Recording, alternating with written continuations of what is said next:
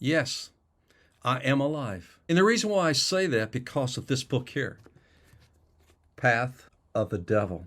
I had to wait 5 years after retiring from the Drug Enforcement Administration. Quote, intriguing and fascinating. I couldn't put it down. We all know the world is full of corruption and greed, and this book puts it out there. End quote, Shirley.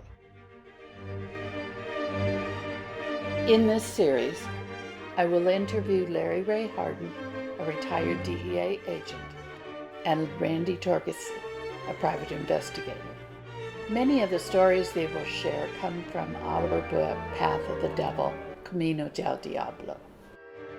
In this episode, I'll talk a little about myself and how I came to write this book with Larry, Jeff, and Randy.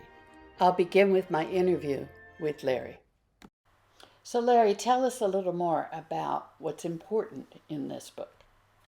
It was in Yuma, Arizona, where it took place.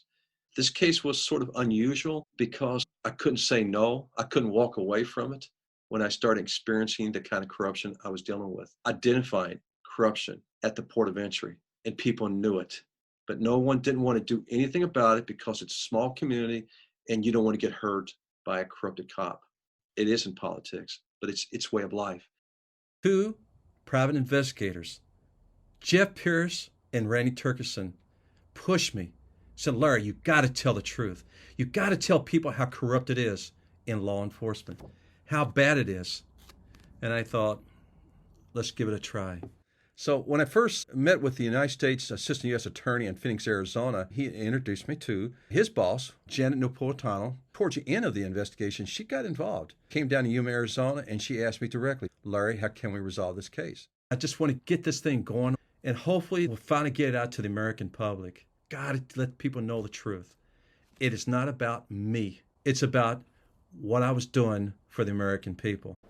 I'm an educator and worked for 40 years in the system. I began by teaching mathematics in high schools and some middle schools. For the last 19 years of my career, I wrote curriculum for the county office in Orange County, California. After retirement in 2010, I was given an opportunity to co-write my father's memoir with Wilma Gore. It started with a pencil, a memoir, Leslie B. DeMille. He was a professional artist known all through the country and worldwide. A few years ago, I met retired DEA agent Larry Harden and two private investigators, Jeff Pierce and Randy Torgerson. They convinced me I should write their story. This was a brand new experience for me. When I heard their stories and the excitement and their passion about the stories, I said, okay, let's go ahead. We finished it in about 1.5 years. And now I'd like to introduce Larry and have him tell us some stories about growing up in Kentucky, his work with DEA, and the corruption he encountered. Larry, go ahead. Thank you. Thank you very much. I have to say this before we get started. It's been incredible in the last few years working with you. I've learned so much about writing, about putting things together, and the grammar. You know, I'm from Kentucky. Of course, you know that now. And Larry Ray Harden grew up on Plum Creek and Taylorsville, Kentucky. We speak very good English back there. The problem is, once we leave that environment, leaving that Plum Creek church, then we have to learn another language. It's called English, the correct English. When I started with DEA, I was very fortunate. I was truly surprised because of my background, my personality. I guess people say you're an easygoing guy. I'm easygoing, but don't you lie to me. Don't you insult me. I mean, I'm not going to beat you up or anything like that. I just lost respect for you. And so I learned that quickly when I got into DEA, drug enforcement. The only law enforcement background I had was with the military. I worked very closely. It was aggressive in nature to go after a bad guy. I do like that. And so that really carried well with me throughout DEA. It's been a great career with DEA for almost 24 years. So it hasn't been perfect.